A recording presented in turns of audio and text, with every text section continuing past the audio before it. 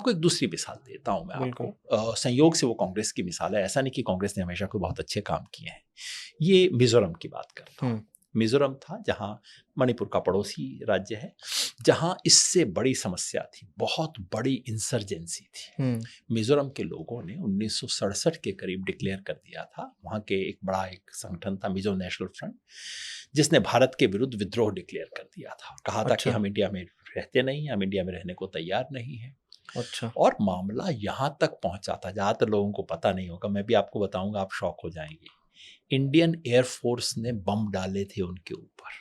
Indian air force? जी, air force के बम aircraft से जाके, जैसे हम एनिमी कंट्रीज में करते हैं, वो काम किया था मिलिटेंट्स को रोकने के लिए, आम पब्लिक पे नहीं, वहाँ के मिलिटेंट्स को रोकने के लिए। तो इतनी बढ़ गई थी मिजोरम की problem. Mizo national front, total rebellion, Bharat आजकल हम जो कश्मीर वगैरह के बारे में सोचते हैं ना, उससे कहीं ज़्यादा बढ़ी हुई थी।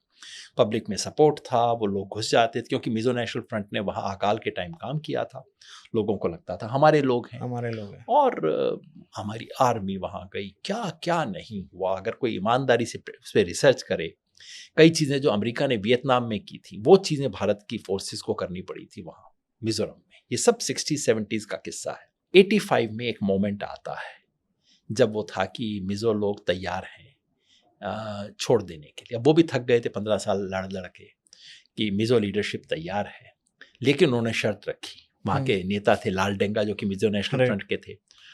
उन्होंने कहा, तो उस टाइम राजीव गांधी बने थे प्राइम मिनिस्टर, तो उन्होंने कहा कि तुम आ जाओ, हम ओपन इलेक्शन करवाएंगे, और अगर तुम्हारा पब्लिक में सपोर्ट है तो तुम जीत जाओगे। बिल्कुल। उन्होंने कहा नहीं। जो रेबेल्स थे उन्होंने कंडीशन रखा कि जो तुम्हारा चीफ मिनिस्टर है उसको हटाओ, पहले मुझे चीफ मिनिस्टर बनाओ, उसके बाद इलेक्शन करवाएंगे।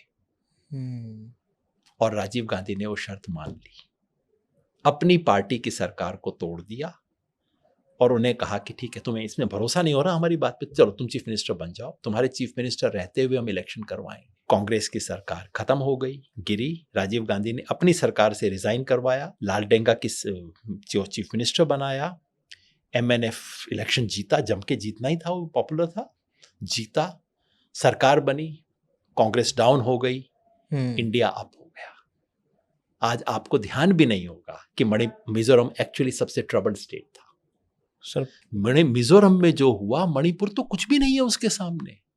मैंने आपको बताया ना, एयरफोर्स डिप्लॉय की गई थी वहां। I even don't have an idea about it कि ये भी हुआ था। So I want you people to know, इस तरह से देश बनता है जब आप कहते हो कि मैं अपनी पार्टी से रिजाइन करवाऊंगा, बनी बनाई सरकार मेरी पार्टी की। कोई भी दूसरा लीडर होता, कहता कि यार ठीक है, ये क्या मतलब है कि पहले चीफ मिनिस्टर बनोगे, इलेक्शन तो जीत के दिखाओ। Rajiv Gandhi dismissed, resign, got his own party to resign, ये जानते हुए कि अब अगले इलेक्शन में भी मेरी पार्टी हारेगी, उनको आने दिया। और आज उसका नतीजा क्या हुआ है? Mizoram is the most peaceful state of north east India. कोई प्रॉब्लम नहीं है। मिजोरम की लिटरेसी देश की टॉप लिटरेसी में से एक है। सबसे पीसफुल स्टेट इंडिया का मिजोरम है आज। This is nationalism.